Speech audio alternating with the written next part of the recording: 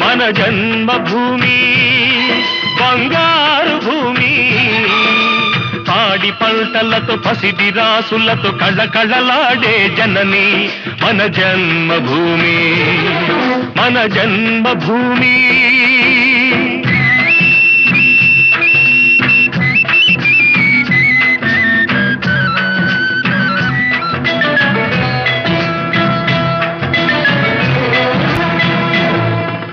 రైతు లేనిదే రాజ్యం లేదని, రైతు లేనిదే రాజ్యం లేదని ఎద్దుల గంటలు మ్రోగినప్పుడే,